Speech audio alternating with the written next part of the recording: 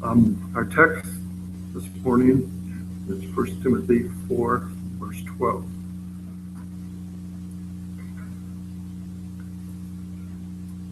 Let no man despise thy youth, but be thou an example of the believers in word, in conversation, in charity, in spirit, in faith, in purity.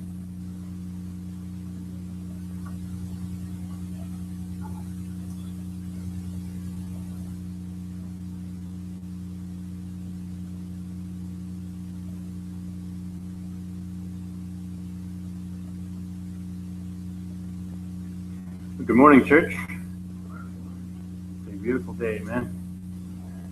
Might need this for minutes. Well, today is an exciting day for me. About a month and a half ago, we went on a mission trip, and I'm sure some of you have heard some stories, or I've showed some pictures and so forth. But today, I wanted the young people to come and tell you what their trip was all about. It's one thing for the pastor to get up here and talk about it, but it really means something when these young people share what their experience was. So this morning I titled my portion of the talk, Old Enough. Now I'm not going to get into this just yet, but this is what I heard from a few of the young people that weren't old enough to go, but wanted to go. And they can't wait to be old enough to go. And I can't either, because it was a great experience. So I've invited Kevin, Callie, Kiana, and Pastor Amanda to come and share with us. Amanda, you don't know her, but she's actually the chaplain of UCA. And so she was there with them, kind of, herding those cats, I guess you could say. That's what it was. We were herding cats the whole time. But I think, though, Kevin is off gallivanting around the church somewhere, so someone can. No. Oh, Kevin. This was the problem in Guatemala, too. He was always doing something. Ron, is Kevin almost finished? Kevin, are you finished? Well, many of you know Kevin, and I hope that we give our attention to him and listen to what he has to say. Do you need this? Okay. It should work. Right. It's not going to work now because you waited too long, Kevin.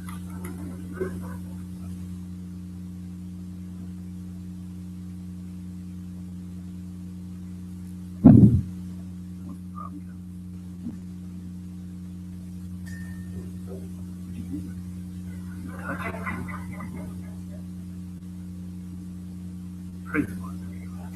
All right, good morning, church. Going to Guatemala was one of the best things I've ever decided to do in my life. Just the people that I met there, not just the people that went with me, but the people in Guatemala, it touched my heart when we worshiped with them. And there were two boys that went to every worship with us. The names were Angel and Ephraim. And the only English that they knew was the English that we taught them with the songs that we were singing, and they learned to sing the songs with us.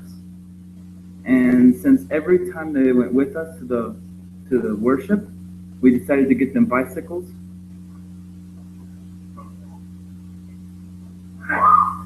And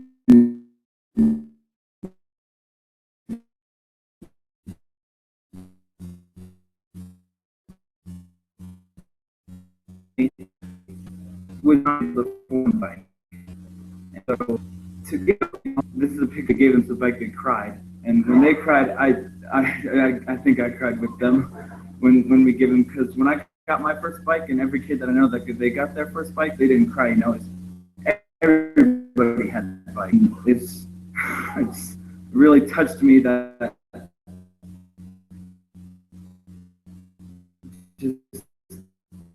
just the bike. And this is another picture of them. We took a group picture with them in their new bikes, and they were just so happy. And Sorry, not very good. This is me and Levi working, and while I was working at the church, it wasn't just that I had to spend my money and I got donations to come there. It was what I was building for them. Building an add-on to the church. Then the church was so full that we had to add on to the church, and it was just crazy how so many people. I mean, even with the add-on, there were still people in the back of the church that gave up their seats for us. It was just so amazing that they would give up their seats for us. This is where I would sleep just about every night outside in the hammock. I loved it outside. It was so beautiful outside. And every night I would look up and there was this huge wasp nest over my head. I mean, probably 2,000 bees, and it was huge. And I would just look up there, Lord, please don't let that fall on me. It was so scary. It was just, after worship, we would come outside, a group of us, and most of the time Hannah would play the guitar, and we'd sing a little bit more, and then we'd go to bed. It was fun. Now I'm going to show you what we ate just about every day. There's the beans aren't in the picture in this one, but there's the beans, there's the rice, there's the guacamole, and then we'd have a little bit what was left over for breakfast, which is potato and eggs, and then there was like a salsa, just vegetables, and there's a pot up to that of watermelon. And it was just crazy how even this that we had, most people there didn't even get guacamole or potato and eggs. It was just, I had compassion for them, and I wish I could help them more. And that's it. No, you're good, Kevin. Thank you, Kevin. Wow. As nervous as he was, and as little as he actually shared about, I saw a lot of growth in Kevin while we were there. I know most of you know Kevin. He's just a naturally loving kid, and he is willing to help and jump in and do anything you need him to. And that's what everybody knew about Kevin. Kevin was the guy that went and did. You know, if you asked him to do something, got it. And he's great at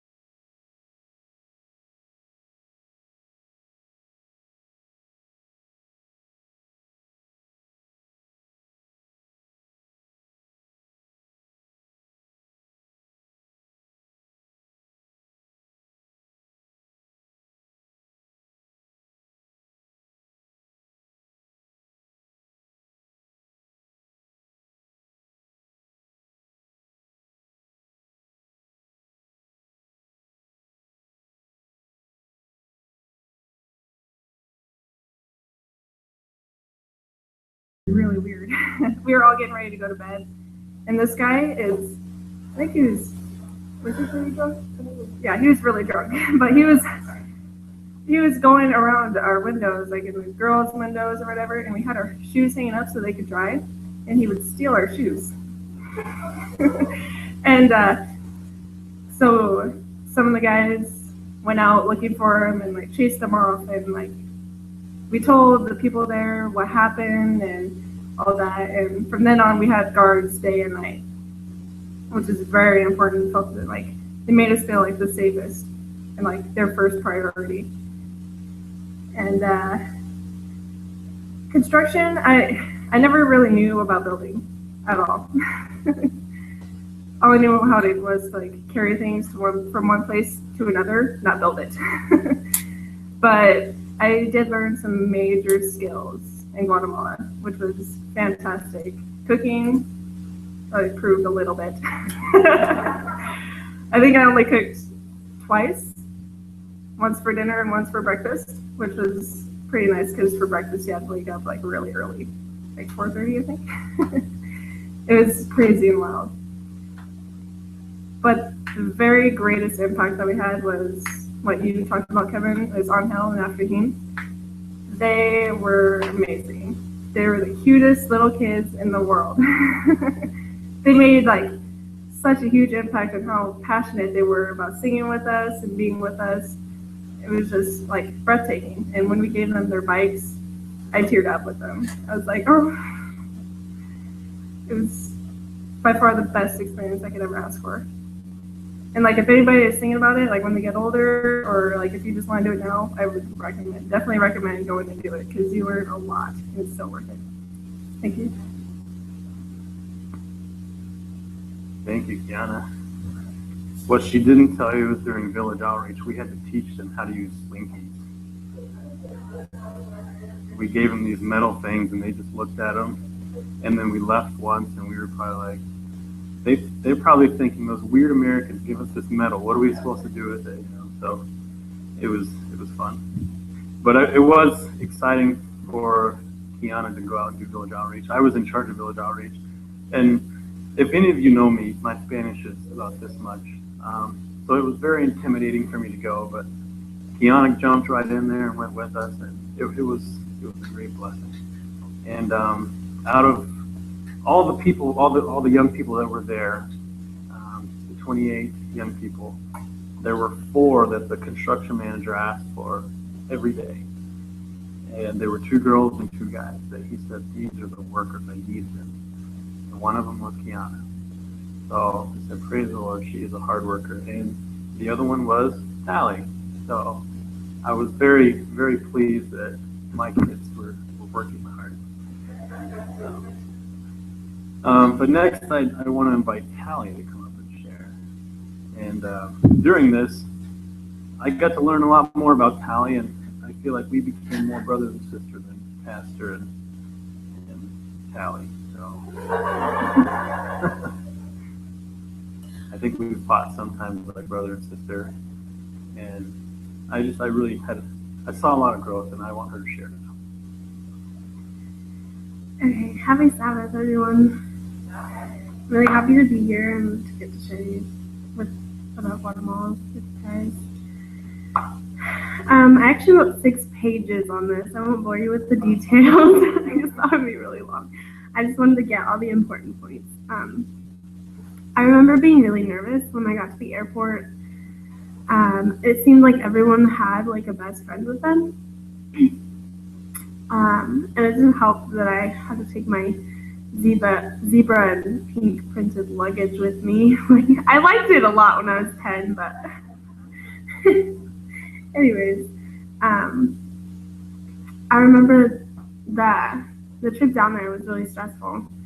But I think it prepared us a lot for what we would see when we got there, because the hotel that we stayed in, we didn't have any beds because it was just like a conference room, so we slept on the floor, and we didn't get to take showers, and we were all super tired. That trip was crazy. But when we got there, I was surprised. I wasn't expecting it at all. Things are so different. And it's hard to put into words everything that I experienced there, because it just seemed like another life.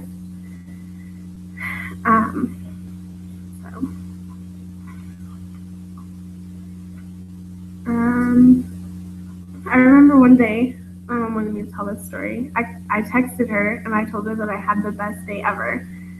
And she asked me why, and I said, because there was a little boy and he asked me to play a game with him on the steps of the store. And so I sat there and played the game. It was like a little gambling game, and we played it with rocks, and I would win, and he would get my rock, or I would get his rocks, and he would win, and he would get my rocks. And then we went home, and we took a cold shower, and then after that we ate spaghetti, and we played games. And then she was really surprised because it just seemed like it changed my whole perspective on everything. Because normally that would just be like a normal day, cold shower, not good. But there, a cold shower was really, I don't know, it felt good to have a cold shower there. So,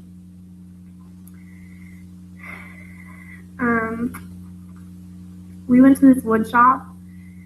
It was this guy owned this wood shop, and he made really cool things. And at the end, like when you were paying for your stuff, he gave you the option to put people's initials in them. So we'd like burn in the initials, and I thought that was really cool. I got my mom some spoons, and I put her initials in them. She was really happy.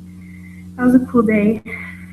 And that little boy, it was actually on the steps of that wood shop. We went back, and even though we couldn't speak the same language, we could still have fun together. Like, we could still read each other's body language, and we both knew each other were having a lot of fun. And he was just so content with that little top that he would spin.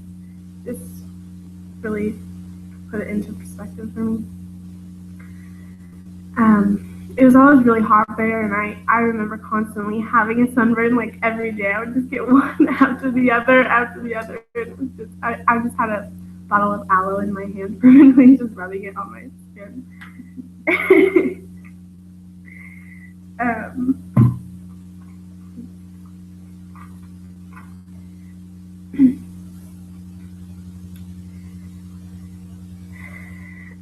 We went to Belize after Guatemala on our way back home, and we did a lot of cool touristy stuff. It was really fun, but it kind of felt like we were back in the States. It was just kind of sad. We did get to swim with sharks, though, so that was really fun. Kind of scary, but fun. Anyways, I'm excited to see where God takes me next, because if it's as amazing as this, I couldn't ask for anything more. And thank you guys so much for sponsoring us.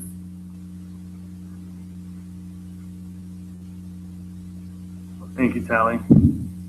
She had 6 pages of notes, but she only told about half a page of details. Again, kind of like she said, it is hard to put into words what you experienced on these trips. I mean, Stephen and Luke probably know, Kevin, and anybody that's been on the mission trip. It is very hard to put into words what you actually experience, what you go through, what you understand, what you see. And kind of like she said, when we got back to Belize, it was very westernized. It was almost like being back in the States. Everybody spoke English. They took American currency. And it was sad in a way, because that's when kids started pulling out their cell phones and they started being American again. And during the whole trip, that wasn't an issue. The only issue was that everybody was fighting for the 2 electrical outlets to charge their phones so they could play games and listen to music at night when they didn't have anything else to do. But again, it's very hard to put into words, so I'm glad that they're able to come here and share. And I asked Pastor Amanda to come share a little bit, because I think that she had a good perspective on it too, and had a good experience as well.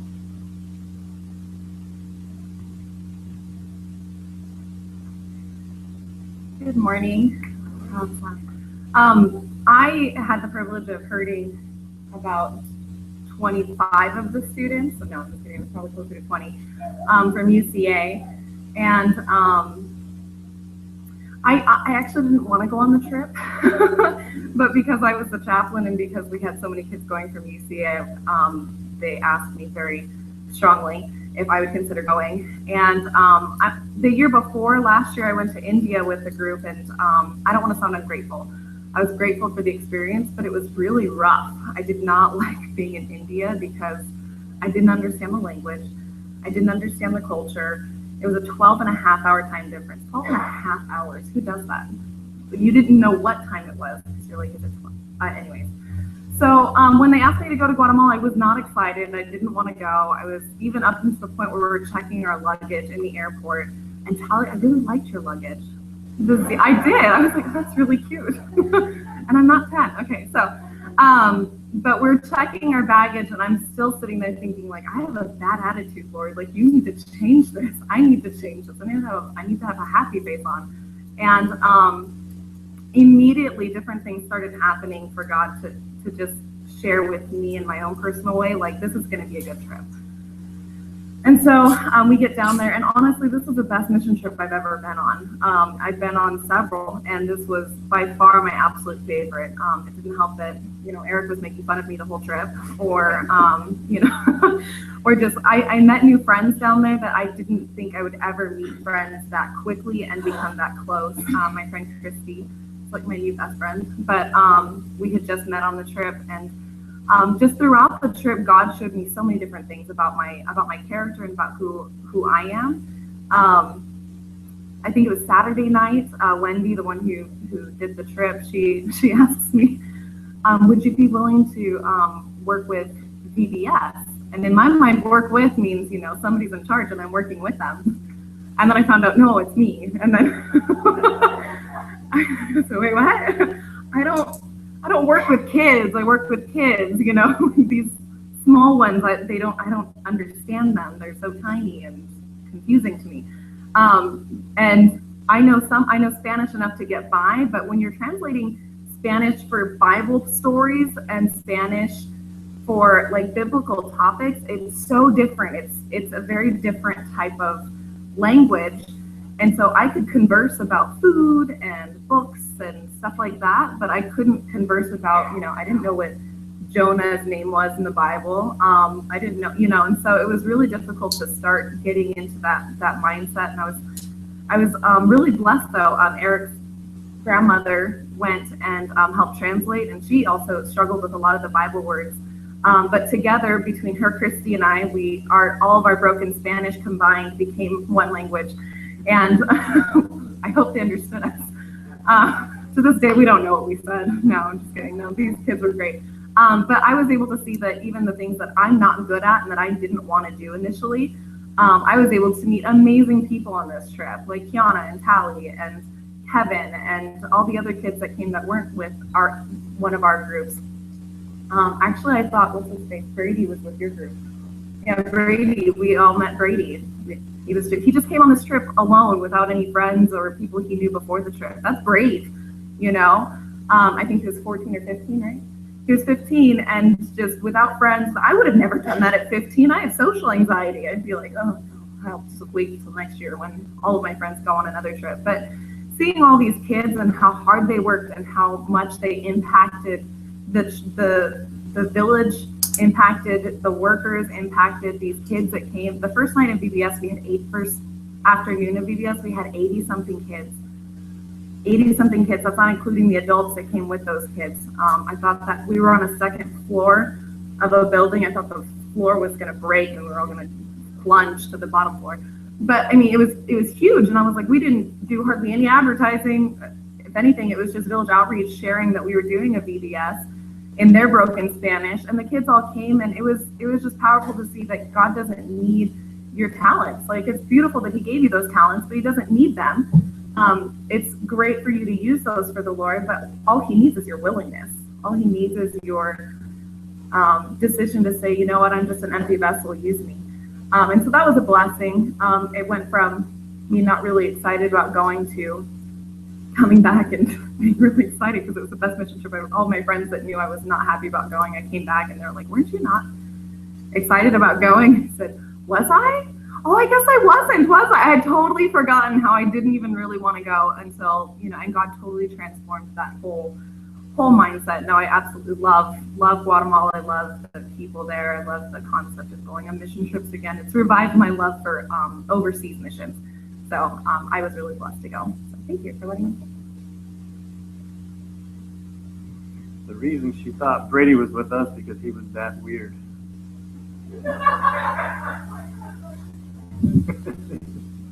He was an interesting kid. Yes. Oh. You can't leave us, Kevin. I know you want to go, but you can't. Well, again, their testimonies are just a little portion of what actually took place.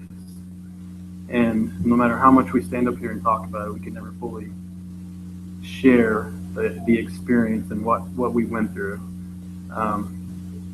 And, you know, the cool part of this is that you didn't just see 28 young people and 8 old people go on a mission trip. You saw 28 young people go give their time, give their effort, give their energy, give their blood. Many of them their sweat and layers of skin. They gave of themselves. For what purpose? To serve the Lord. They gave of themselves to not just add on to a church, but they gave of themselves to give these people a place to worship, a place to go and learn about their God, to experience Jesus in some way. And that first Sabbath after we finished, because I shared this before, but you know, they finished. I say we. I didn't work a bit.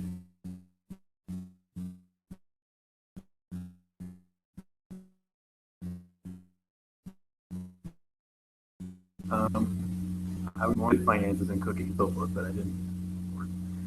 Anyways, the first Sabbath that we were there, that it was done, they were all so excited. And like Kevin said, they gave up their chairs for us to go sit. And there were so many people that we actually had to bring more chairs from our compound to theirs so that everyone would have a seat. But even at that, it was still standing room only. Many of the community people that went to VBS that don't actually go to the church, they were there for church that Sabbath.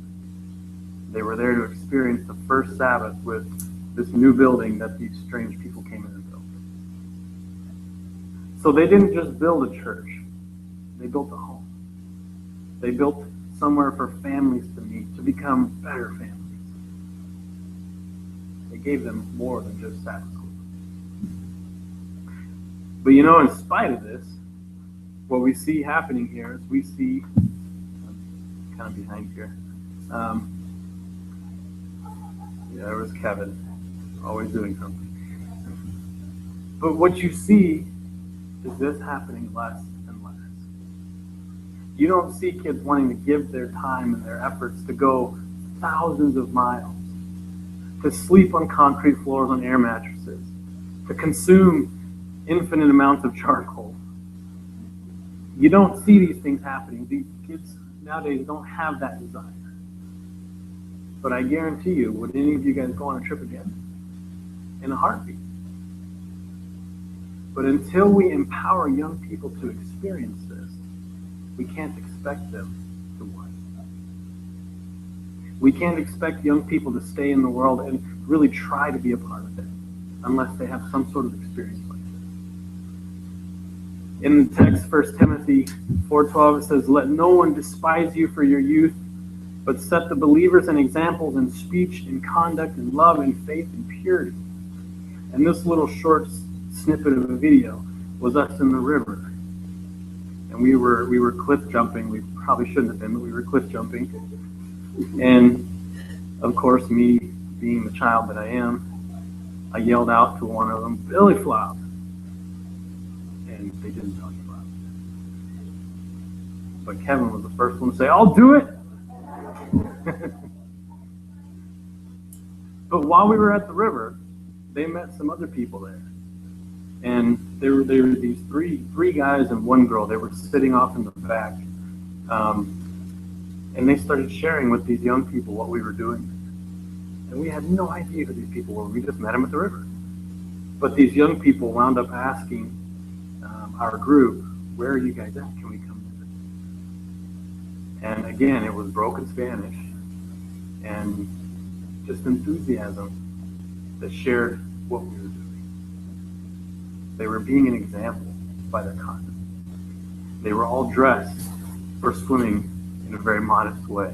They were all acting like Christians, even though they're being silly. They weren't cursing, they weren't swearing, they weren't drinking, they weren't doing anything like that. They were just having a good time together. And they were able to share with these young people what we were doing. Proverbs 22:6 says, "Train up a child in the way he should go. Even when he is old, he will not depart from it."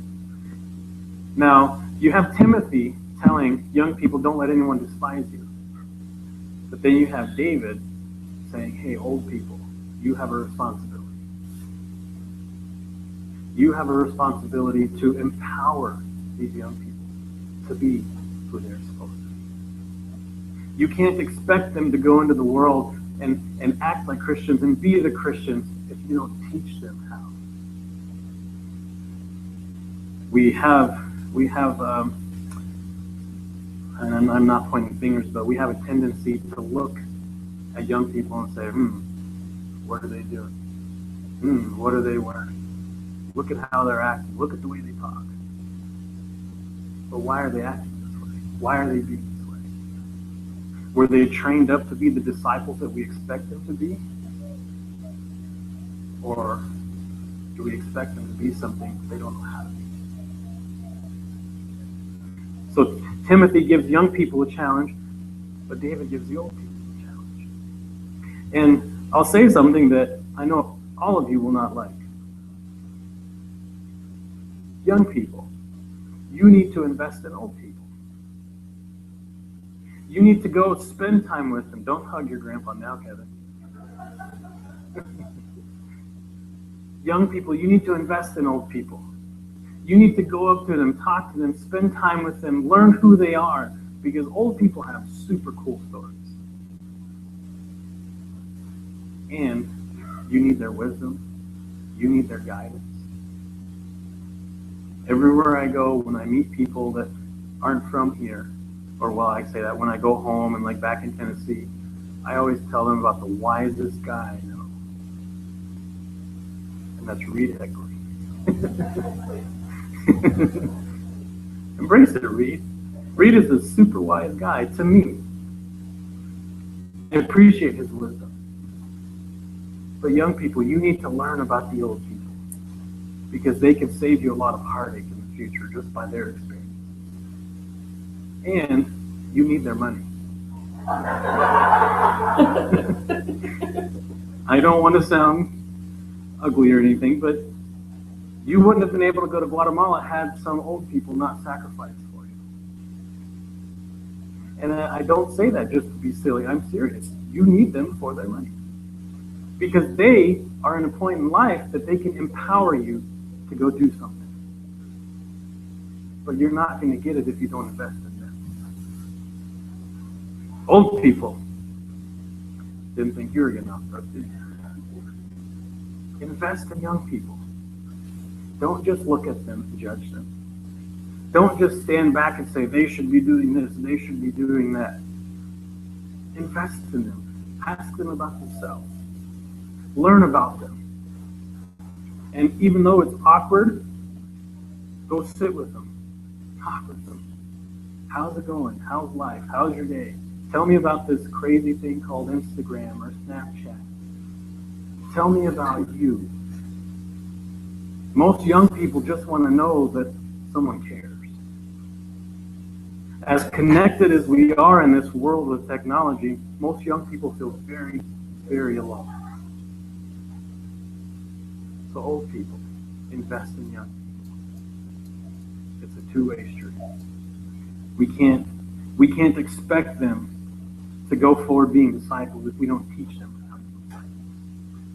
And we teach them to be disciples by our actions. 1 Peter 2:9 says, "For you are a chosen people, a royal priest, a holy nation, God's very own possession. As a result, you can show others the goodness of God, for he called you out of darkness into his wonderful light." Now, what do most other versions? This is ESV, but what do most other versions say? You're a what, people? Peculiar. But do you know what peculiar actually means? A prized possession. It doesn't mean you have to be weird. It doesn't mean that you have to be one of these Adventists that's living out in the woods because you don't want to be around when end times hit, and you want to flee and not have troubles, and you want to eat vegan, non-GMO, you want to keep the Sabbath this way, you want to worship with these songs. It doesn't mean any of that. Being peculiar means you are a disciple. You share Jesus, His love, His grace, and you let the Holy Spirit worry about all the other details. Too often as Adventists, we're too worried about making Adventists and not making disciples. Whenever I started at the engineering firm in Texas, my boss, the very first day, he says, everything you learned in school, throw it out the window, because you're going to relearn to do it your way. And after that, it was fun. I mean, we didn't have any problems, and it was fairly easy. But I figured out details as I went on my own. I didn't have the rule book that I got from school and all of the ASTC codes and standards and regulations for all these different things. Religion is much the same way, and our walk of faith is the same way. We put our lives in the hands of the Lord, and He works out the details. And if we expect other people to be Adventists like us, then where is our trust and faith in the Holy Spirit? We are to be a peculiar people. We are all different. No one can be an Adventist like me. No one can be an Adventist like JD, like Charlene, like anyone.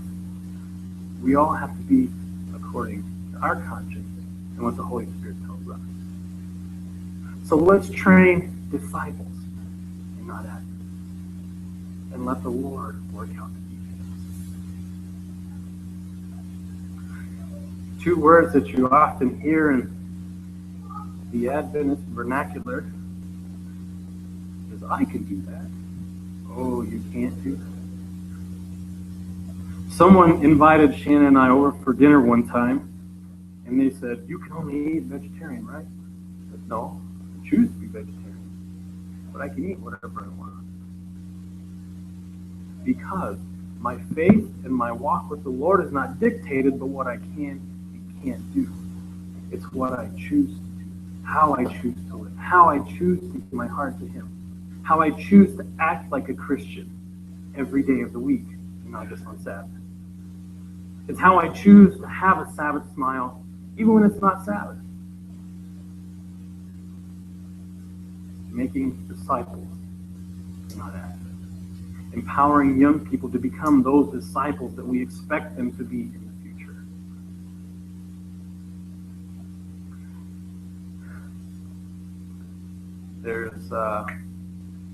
There's a book called You Lost Me. And in this book, they did a study on, they did a survey on how young people, when I say young people, I think it was age 16 to 35. It's how young people see the church. And the four things that they said they see the church as, and not just the Adventist church, as Christianity as a whole. It's not an Adventist book. It's put out by the Barna Group, and they just do studies on religion and faith and things. But this book is called You Lost Me Because We Are Losing Our Young People. It says in that book, young people see the church as, number one, hypocritical. And how often have we seen that? Even in our own lives. Whenever Shannon and I were new to the Adventist faith, there was a lady, she was an elder in the church that we were going to. And our dog had gotten out, and so we were frantic. We had just gotten this puppy. She was a puppy. She got out, and we didn't know where she was. It was Sabbath. So we don't have anything to make flyers to get the word out. So we went to Home Depot. We bought, I think, a staple gun and some paper and things like that. I think it was just a staple gun that we bought. We had everything else, but we didn't even have nails or a hammer. Pathetic. But we went to Home Depot and we see this elder in Home Depot buying paint supplies. And we thought, we're here for an emergency. What are you doing? She's like, oh, I've got to get this done before work this week, blah, blah, blah.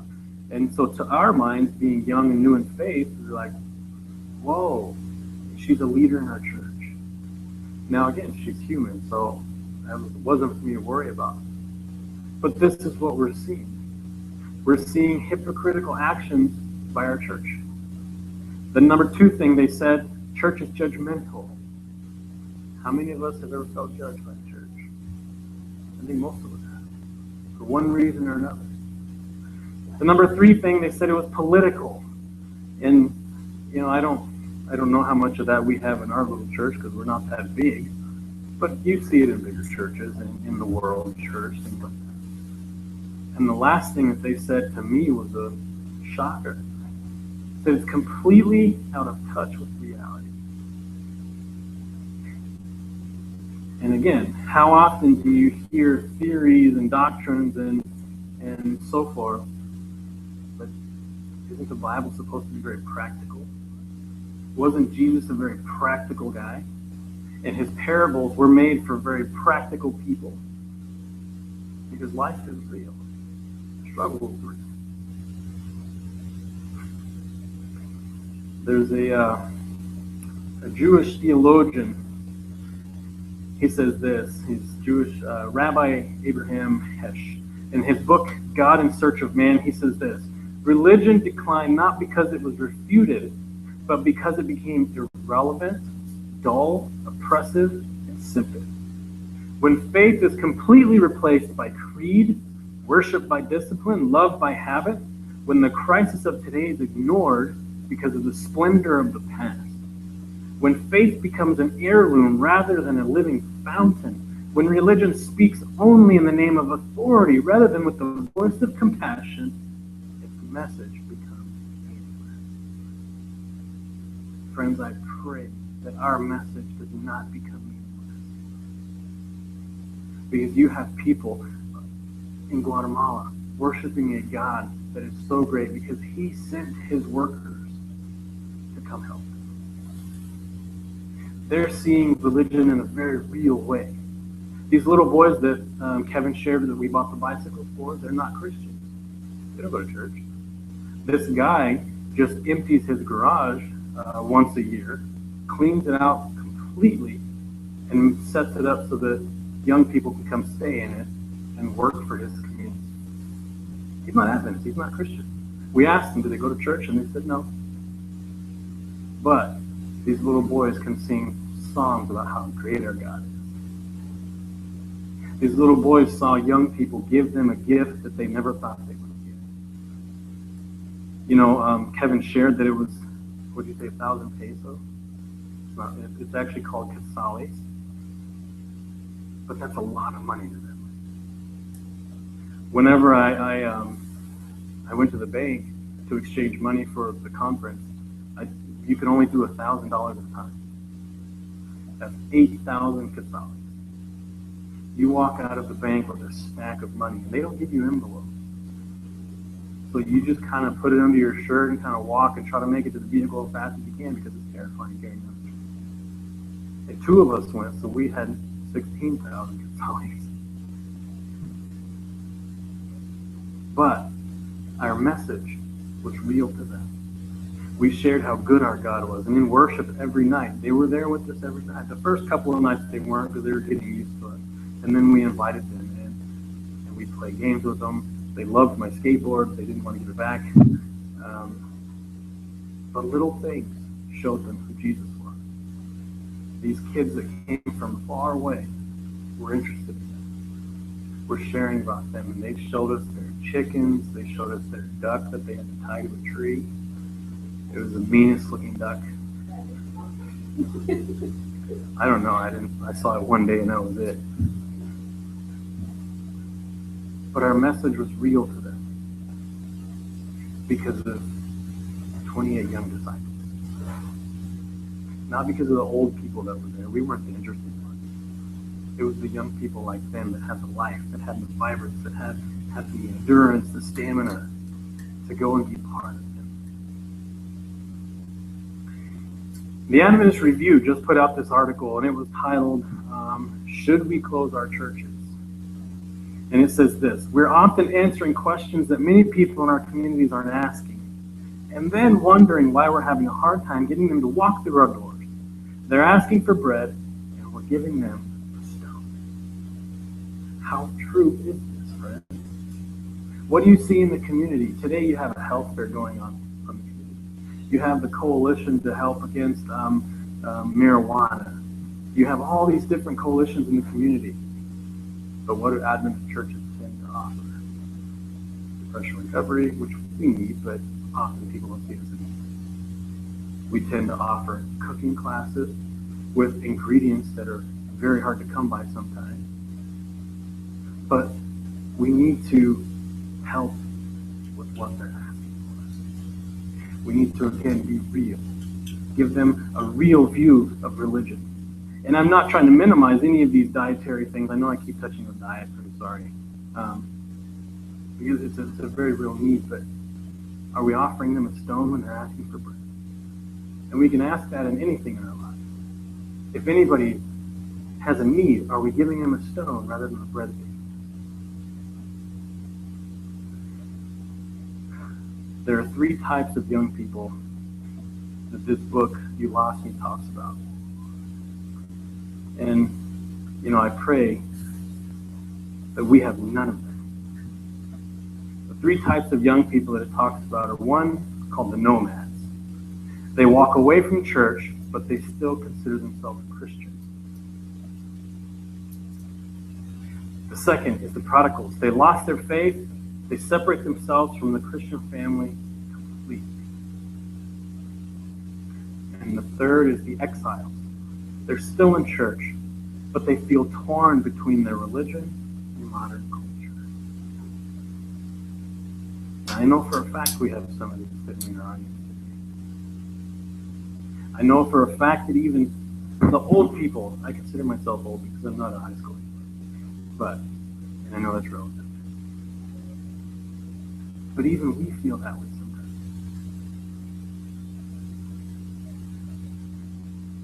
Should we have any of these? No. Our young people and our old people should feel like they're a part of the one family that they are, based on who they are. Because we are sons and daughters of God. The great author once wrote, "The elevation or deterioration of the future of society will be determined by the manners and morals of the youth growing up around them.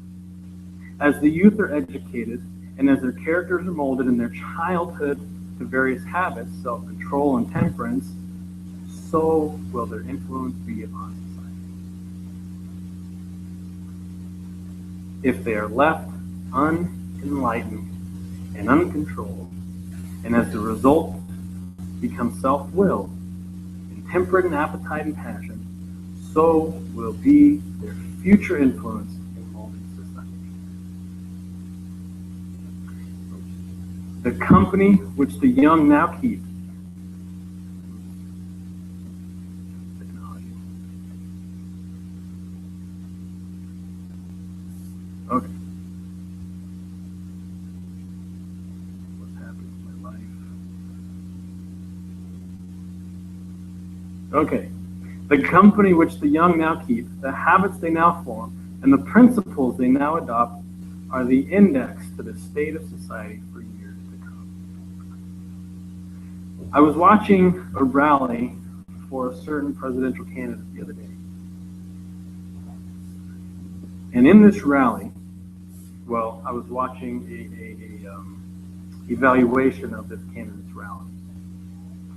And this candidate has someone kicked out every 4.3 seconds. This candidate, his rallies are so crazy that he talks about punching people in the face, shooting people that deserve the United States, and just being a very hateful person. And as I was watching this, the thought came to my mind, as in the days of Noah, so shall the coming of the Son of Man. The thoughts of their hearts were only evil. If we don't train our young people to be disciples now, we can't expect them to be disciples later. We saw lots of cool things. We got to experience lots of fun things. And despite having these cool experiences, this was the shark that bit Kevin, by the way. Despite having these cool experiences, we had another experience. That experience was of giving. Giving of our time, giving of our effort, giving of, like I said, our layers of skin that burned off, giving our hearts in the service of the Lord. Without empowering young people to have these experiences, this church will be empty. Without empowering young people to make decisions for themselves for the Lord, our churches will close. So young people, invest in your old people. And old people, invest in your young people. Because we all understand that youth is only temporary.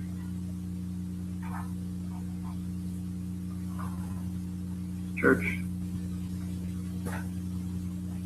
when I first came here, it wasn't my goal or my intention, and I didn't realize it, but it wasn't my goal or intention to be a pastor that pushes for our youth so much. But I see now we need it. Our churches will close. I have a church that is full of old people, not this one I'm talking about, that I do worry about it closing. Because if 2 of the old people pass away, that's the church. We'll have maybe 2 or 3 left. And 2 or 3 people cannot sustain a church. So if we're not empowering our young people, we're not giving them opportunities to be disciples, to make choices on their own, then how do we expect our churches to stay open? How do we expect our faith to live on? How do we expect the fact and the truth that we have such a loving God? How do we expect this to be shared if we're not empowering young people to do that? Let us sing that closing hymn. I believe it's number 582. 582 is our